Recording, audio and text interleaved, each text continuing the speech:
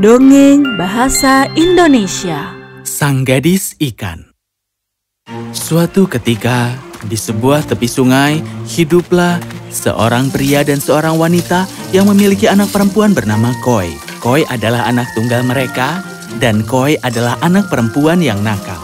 Koi, tolong bantu ibu mencuci piring, sayang. Supnya sudah mendidih. Cuci piring kotor ini?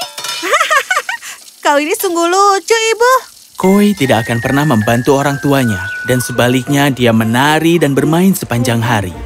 Namun, suatu pagi ibunya tampak sangat lelah. Bahkan Koi tidak bertanya apakah ada yang bisa dia lakukan.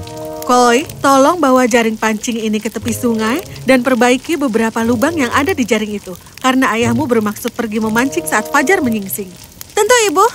Koi mengambil jaring dan bekerja sangat keras sehingga tidak ada lubang yang ditemukan. Dia merasa cukup senang dengan dirinya sendiri. Tiba-tiba, dia mendengar suara percikan dan melihat seekor ikan besar melompat ke udara. Koi dengan segera melemparkan jala ke air, dan lebih karena keberuntungan daripada keterampilan, dia berhasil menangkap ikan di jalanya. Ah, kau cantik sekali. Kau lebih baik tidak membahayakan aku, kau gadis egois. Jangan bawa aku keluar dari air. Kalau tidak, aku akan mengubahmu menjadi ikan. Kau adalah ikan yang konyol. Saat itu, ibu Koi keluar dari rumah. Koi, apakah kau sudah selesai dengan... ya ampun, itu adalah ikan yang paling indah yang pernah ibu lihat. Aku sudah menangkapnya sendiri, Bu. Dan coba tebak, ikan ini juga bisa bicara. Apa? Ya, Ibu. Dan dikatakan bahwa jika aku mengeluarkannya dari air, dia bisa mengubah aku menjadi ikan. Apa ibu percaya? Oh, biarkan dia pergi. Mungkin saja ikan itu ahli sihir. Tidak mungkin, Bu. Aku akan menariknya keluar dari air. Mengatakan itu, Koi menarik jaring dari air, dan begitu dia melakukannya, ikan itu berubah menjadi kilauan ajaib. Dia melayang di udara dan berkata, Aku sudah memperingatkannya padamu, dan sekarang sudah terlambat. Sekarang wujudmu akan berubah, kau akan menjadi ikan di perairan dan kau akan berkeliaran. Kilauan ajaib terbang menjauh dan tiba-tiba Koi berubah menjadi seekor ikan. Oh tidak, anakku. Koi, tidak. Koi segera merasa lebih baik di dalam air dan dia bisa berenang ke laut yang dekat dengannya. Tidak lama setelah dia mencapai laut, rupa wajahnya yang sedih menarik perhatian beberapa ikan lainnya. Dan mereka mendesaknya, memohon padanya untuk menceritakan kisahnya. Jadi Koi memberitahu mereka semua tentang apa yang terjadi. Aku ini bukan ikan sama sekali, tapi seorang gadis. Setidaknya aku adalah seorang gadis beberapa menit yang lalu. Nah, jika itu membuatmu merasa lebih baik, itu telah terjadi pada kita semua. Bergembiralah dan ikut dengan kami dan lihat ratu kami. Dia adalah ratu yang paling baik dan terbaik di dunia. Koi merasa sedikit takut, tetapi karena dia masih lebih takut ditinggal sendirian, dia mengikuti mereka. Mereka berenang lebih dalam dan lebih dalam dengan ikan lain dan segera mencapai dasar laut. Akhirnya kita sampai di sini. Koi dengan tidak percaya melihat sebuah istana yang indah. Wow, siapa kau ini? Dan katakan dari mana kau berasal? Awalnya Koi ragu-ragu, tetapi ikan lain mendorongnya ke depan dan dia menceritakan segalanya kepada ratu.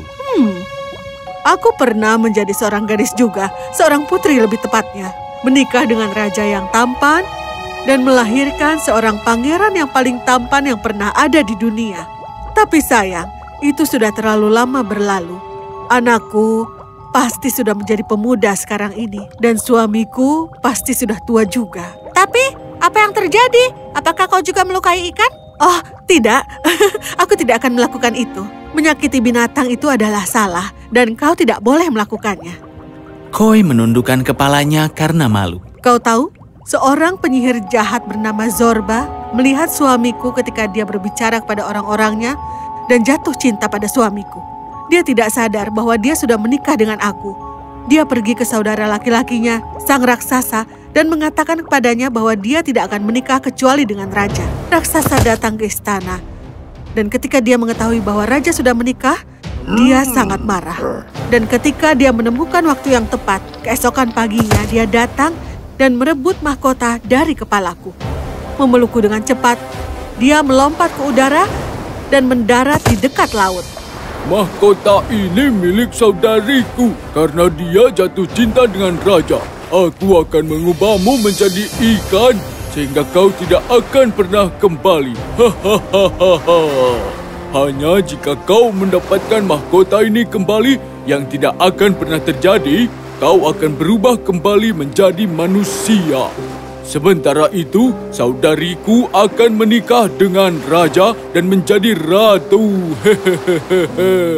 Tidak! Lalu apa yang terjadi? Ketika raksasa itu mengubah wujudku, seekor gagak terbang ke arahnya dan membisikkan sesuatu di telinganya. Saudari, tidak! Hei, apa yang terjadi? Saudari perempuannya mengetahui bahwa raja sudah menikah dan dia mengakhiri hidupnya. Burung gagak itu terbang menjauh, dan aku dengan setengah manusia dan setengah tubuh ikanku duduk di batu dan menangis. Saat itulah aku bertemu dengan gurita bijaksana. Nasib laut ada di tanganmu, sebab ia memiliki makhluk yang bukan milikmu. Terikat oleh mantra, mereka berenang sepanjang hari. Berikan ramuan itu untuknya. Itu kekuatan untuk berubah menjadi rusa, burung beo, dan juga monyet. Dia akan membawamu kembali ke mahkota dan akhiri semua sihir ini. Dan itu adalah kisah kami. Kita semua di sini tersihir, dan jika hanya aku bisa mendapatkan kembali mahkotaku, maka kita semua bisa kembali ke darat sebagai bentuk manusia. Aku akan membawanya kembali. Beritahu aku apa yang harus dilakukan. Itu sungguh tidak mungkin. Tolong beri aku kesempatan. Aku mohon. Aku tidak ingin menjadi ikan selama sisa hidupku. Aku ingin kembali ke orang tuaku. Orang tuaku, betapa aku merindukan mereka. Tepat pada saat itu, Koi merasakan sedikit iritasi tepat di atas mulutnya dan tiba-tiba dia bersin. Aduh. Kau satu-satunya. Kau adalah orangnya. Dan tiba-tiba sinar harapan muncul di antara makhluk air itu. Ini, kau ambil ramuan ini dan minumlah. Koi sedikit enggan saat dia melihat sekeliling. Tidak ada yang berbahaya kalau kau mengikuti nasihat. Minumlah dan kembalilah ke darat, lalu naik ke puncak gunung yang tinggi, tempat raksasa itu memiliki istananya. Tetapi kau harus berhati-hati, karena dia melihatmu, dia mungkin akan menyakitimu. Oleh karena itu, ramuan itu diperlukan. Karena itu akan memberikanmu kekuatan untuk mengubah dirimu menjadi rusa, burung beo, dan juga monyet. Kau harus menganggukkan kepalamu dan memanggil namanya. Koi mengangguk dan meminum ramuan itu. Dia mengucapkan selamat tinggal pada ikan lainnya dan berangkat untuk mendapatkan mahkota. Semua yang terbaik, Koi. Koi tiba di pantai dan menganggukkan kepalanya. Rusa, datanglah padaku.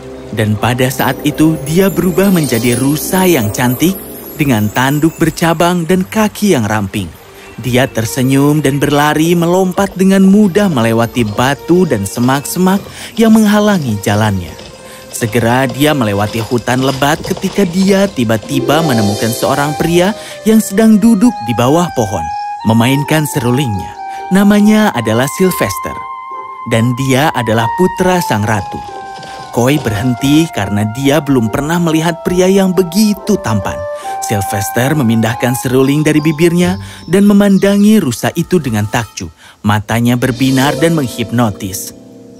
Sesuatu yang belum pernah dia lihat di rusa. Seolah-olah itu tampak seperti mata manusia. Perlahan Koi melewatinya dan kemudian dia berlari. Tunggu, itu tidak mungkin seekor rusa. Rusa tidak bisa bicara dan tidak ada rusa yang memiliki mata seperti itu. Apakah dia peri atau gadis yang tersihir? Koi tiba di kastil istana raksasa dengan nafas yang habis dan menganggukkan kepalanya. Monyet, datanglah padaku. Dan segera dia mengayunkan dirinya sendiri dari cabang paling atas, pergi dari pohon ke pohon. Koi tiba di ruangan tempat raksasa itu mendengkur. Aku lebih baik mengubah bentukku karena dia tidak akan pernah memberikan mahkota kepada monyet.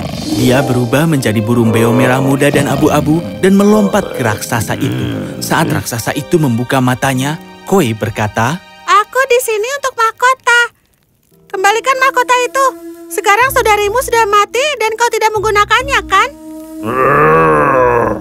Aku mohon tenanglah. Membunuhku tidak akan membuat saudarimu hidup kembali. Dan pastinya kau tidak akan memberikan ratu hari-harinya kembali karena kau telah mengubahnya menjadi setengah ikan. Mendengar itu, raksasa terkejut karena dia benar-benar lupa tentang apa yang telah dia lakukan kepada sang ratu. Ya ampun, sang ratu. Ya, sang ratu. Oh, betapa bodohnya aku karena melupakannya. Tidak apa-apa, karena itu semua belum terlambat.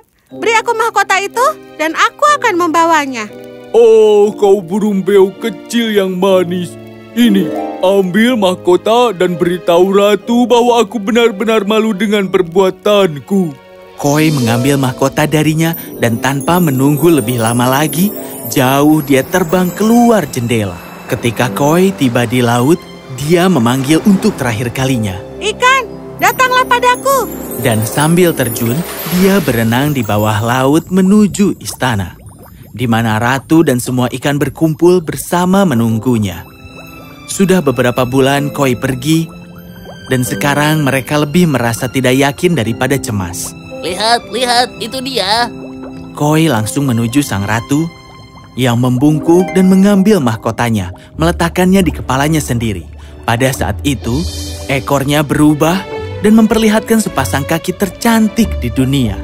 Para gadis yang berada di sekitarnya juga berubah menjadi manusia kembali. Kaulah yang telah memberikan kami kembali kehidupan.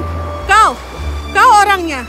Koi sayangku, kau telah melakukan perbuatan yang sangat berani. Aku tidak bisa cukup berterima kasih karena telah menempatkanmu dalam bahaya.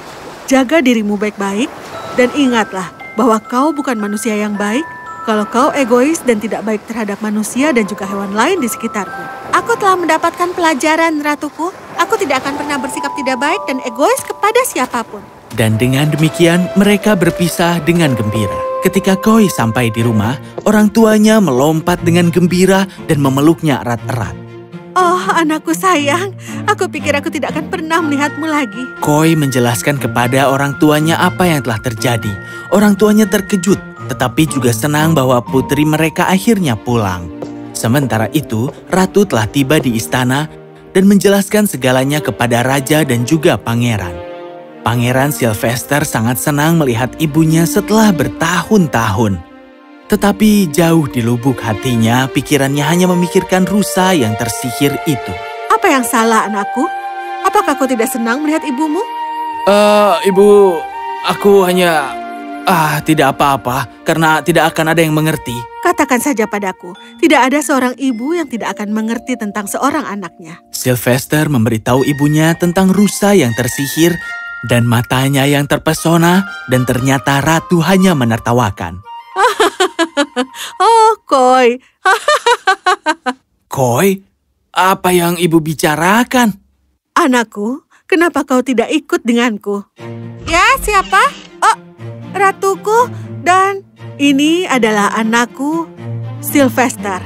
Sylvester, ini adalah Koi, orang yang membantu kita semua. Aku yakin kalian berdua telah bertemu. Sylvester berdiri di sana, terpaku di hadapannya, karena dia jauh lebih cantik dari apapun yang pernah dia bayangkan. Dia kehilangan seluruh keberaniannya dan berdiri dengan kepala tertunduk di hadapannya. Koi tersenyum dan mendekatinya.